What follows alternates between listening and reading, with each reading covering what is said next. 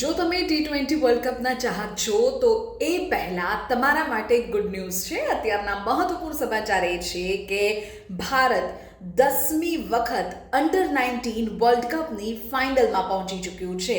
ઇતિહાસનો સૌથી મોટો રન પણ ભારતે ચેઝ કર્યો છે. આ મેચ કેટલીક રીતે ખાસ છે, ઐતિહાસિક છે, કેટલાક રેકોર્ડ્સ પોતાને નામ કર્યા છે અંડર-19 આ વર્લ્ડ કપની ટીમે.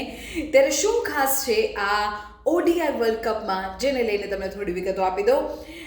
પહેલી વાત તો એ કે ટીમ ઇન્ડિયાએ અંડર-19 વન ડે વર્લ્ડ કપ 2026ની બીજી સેમિફાઇનલમાં અફઘાનિસ્તાનને 7 વિકેટે હરાવી દીધું છે અને આ મેચ એ અંડર-19ના ઇતિહાસમાં સૌથી લાંબા સમય સુધી યાદ રહેશે.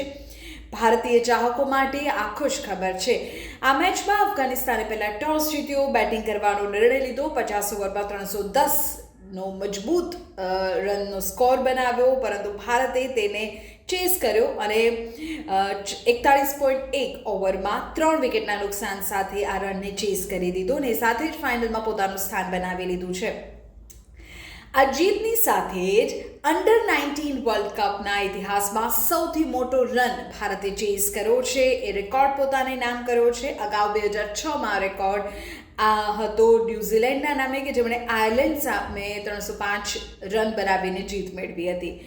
10મી વખત એક તો અંડર-19 વર્લ્ડ કપની ફાઇનલમાં પહોંચ્યું છે, જે પણ એક રેકોર્ડ છે કે જે ભારતે પોતાને નામ કર્યો છે અને અન્ય કોઈ ટીમ અંડર-19 વન ડે વર્લ્ડ કપની ફાઇનલમાં પહોંચી નથી, જે 6 વખત છે.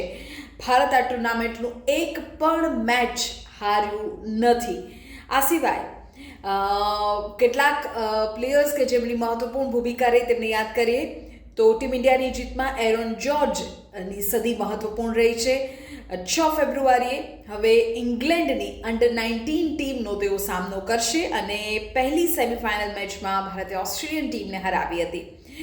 ભારતીય ટીમ સતત 6ઠી વખત under nineteen one day world cup final રમવાની છે, જે આજ સુધી અન્ય કોઈ ટીમે આ સિદ્ધિ હાંસલ કરી નથી. ભારત હવે 6ઠા ટાઇટલનું લક્ષ્ય રાખી રહ્યું છે. તેઓ અત્યાર સુધીમાં 5 ટાઇટલ જીત્યા છે અને અન્ય બધી ટીમની તુલનામાં તે સૌથી વધુ છે અને એટલે જ લોકો પ્રે કરી રહ્યા છે. જે ક્રિકેટના ચાહકો છે તેઓ માની રહ્યા છે કે ભારત આ ટાઇટલ પોતાને નામ કરે અને આ ટીમ ઇન્ડિયામાં આમ તો રમવા માટેનું પણ આ મહત્વપૂર્ણ પ્લેટફોર્મ સાબિત થતું હોય છે, કારણ કે જ્યારે વર્લ્ડ કપ ક્રિકેટમાં 20 ઓવરની મેચ રમાતી હોય ત્યારે ક્રિકેટનો આ સૌથી નાના ફોર્મેટનો વર્લ્ડ કપ કહેવાય છે, અંડર-19 વર્લ્ડ કપ, કે જેની ફાઇનલ હવે 6ઠી ફેબ્રુઆરીએ ભારત રમશે. તમને શું લાગે છે કોનું પરફોર્મન્સ સૌથી સારું રહેવાનું છે અને આ મેચ જે સેમિફાઇનલ ભારતે જીતી છે તેમાં એવું શું ખાસ છે કે જે તમને સૌથી વધારે ગમી ગયું? કોનું પરફોર્મન્સ સૌથી વધારે ગમ્યું? અમને કમેન્ટ કરીને જણાવજો.